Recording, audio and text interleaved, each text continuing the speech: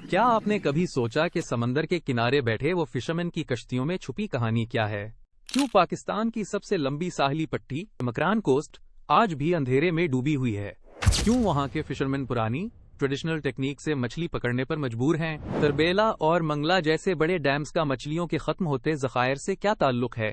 اور کیا آپ جانتے ہیں کہ پاکستان کی مچھلی یورپ میں کیوں ممنوع قرار دی گئی؟ السلام علیکم، میرا نام حسن علی ہے۔ چلیے سبق شروع کرتے ہیں۔ آج ہم فشنگ انڈسٹری کے مسائل پر ڈسکشن کریں گے۔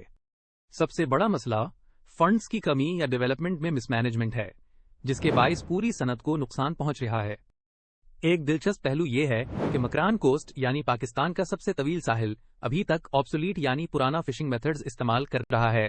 یہ وہ پرانے طریقے ہیں جو جدید ٹیکنالوجی کی طرح مؤثر نہیں ہوتے۔ اکثر علاقوں میں الیکٹریسٹی کی کمی پائی جاتی ہے، جس کے نتیجے میں آئس فیکٹریز قائم کرنا بھی مشکل ہو جاتا ہے۔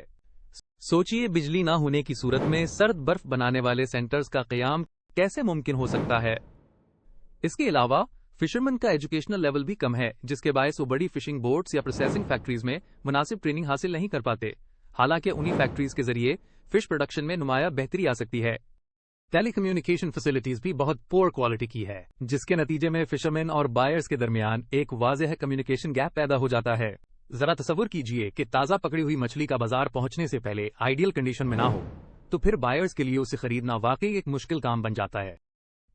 مور اوور فشنگ کی وجہ سے کئی اقسام کے شکار حد سے زیادہ ہو جاتے ہیں۔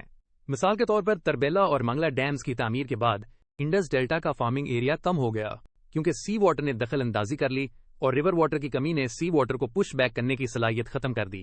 اس صورتحال کے نتیجے میں جابلیس افراد نے اوور کراؤڈڈ ماحول میں فشنگ شروع کر دی، جس سے فش سٹاکس میں واضح کمی واقع ہوئی۔ ان ڈیمز کے اثرات کی بدولت مینگرووز کو فریش واٹر اور سلٹ بھی مناسب مقدار میں میسر نہیں آتا، اور ہب ڈیم کا اثر مکران کوسٹ کے مینگرووز پر بھی پڑا ہے۔ نان ٹارگٹ کیچ بھی ایک سنجیدہ مسئلہ ہے، جہاں کمرشل فشنگ کے دوران ضرورت سے زیادہ فش ایکسیڈنٹلی کیچ ہو جاتی ہے، جس سے مرین ایکو سسٹم کا بیلنس متاثر ہو جاتا ہے۔ ان کے ساتھ ساتھ پاکستان کی فش پروڈکٹس جیسے کینڈ فش کو یورپین یونین میں ان ہائیجینک کنڈیشنز کے باعث بین کر دیا گیا ہے، جبکہ لو ویلیو ایڈڈ گڈز جیسے سالٹڈ فش صرف شری لنکا کو ایکسپورٹ کی جاتی ہیں۔ آخرکار ان تمام عوامل کا مجموعی نتیجہ ایک نیگلیکٹڈ سیکٹر کی صورت میں ظاہر ہوتا ہے، جہاں گوادر پورٹ کے قریب صرف 2 آئس فیکٹریز موجود ہیں اور کراچی ہاربر کو پورٹیبل واٹر کی سپلائیز بھی محدود مقدار میں دستیاب ہیں۔ آئیے اب سسٹینیبل فشنگ کے بارے میں بات کرتے ہیں۔ اس میں انڈینجرڈ سپیسیز کی فشنگ بند کرنا ضروری ہے تاکہ فش سٹاکس دوبارہ ریکور کر سکیں۔ یہ پابندی اس لیے بھی اہم ہے کہ انڈینجرڈ فش کی پاپولیشن بتدریج پھر سے بڑھ سکے۔ اسی تسلسل میں نیٹس کو ایسے ڈیزائنز میں تبدیل کرنا چاہیے جن میں ہولز کا سرٹن سائز ہو، تاکہ اسمال یا امیچور فش ایکسیڈنٹلی کیچ نہ ہو اور وہ فیوچر میں بریڈ کر سکیں۔ اس اقدام سے اوور آل فش ریکوری میں کافی بہتری آ سکتی ہے۔ اگر فشنگ کے دوران بریڈنگ سیزن میں فش کو کیچ نہ کیا جائے تو مستقبل میں زیادہ مچھلی اویلیبل ہوں گی۔ اسی طرح اللیگل فشنگ کو روکنا بھی نہایت ضروری ہے، کیونکہ اللیگل فشرمین قوانین کی پابندی نہیں کرتے اور نتیجتاً اسمالر اور امیچور فش کو کیچ کر کے اپنے پروفٹس میکسیمائز کرتے ہیں، جو کہ فیوچر سٹاکس کے لیے شدید نقصان دہ ہے۔ مور اوور انٹرنیشنل واٹرز میں فشنگ کے لیے کوٹاز سیٹ کرنا چاہیے تاکہ ہر کنٹری کو اس کا فیر شیئر مل سکے۔ ساتھ ہی ساتھ سخت نگرانی کی جائے، خاص طور پر پاکستان کے واٹر ایجز پر، جہاں فورن ٹرالرز یعنی بیرونی ٹرالر بغیر پورٹ چارجز، لائسنس یا ٹیکسز ادا کیے فشنگ کر لیتے ہیں۔ ہم نے جن ٹاپکس پر بات کی ان کا خلاصہ دیکھتے ہیں۔ آج کی ویڈیو میں فشنگ انڈسٹری کے مسائل پر بات کی گئی ہے۔ ہم نے دیکھا کہ سب سے بڑا مسئلہ فنڈز کی کمی اور ڈیولپمنٹ میں مس مینجمنٹ ہے، جس سے پوری صنعت کو نقصان پہنچ رہا ہے۔ مکران کوسٹ پر آبسولیٹ فشنگ میتھڈز استعمال ہو رہے ہیں اور الیکٹریسٹی کی کمی آئس فیکٹریز بنانے میں رکاوٹ ہے۔ فشرمین کی ایجوکیشن کم ہے اور امپروومنٹ کے لیے ٹریننگ ضروری ہے۔ ٹیلی کمیونیکیشن کے پور فیسلٹیز سے بائرز اور فشرمین کے درمیان کمیونیکیشن گیپ ہوتا ہے۔ اوور فشنگ کی وجہ سے فش سٹاکس کم ہو رہے ہیں۔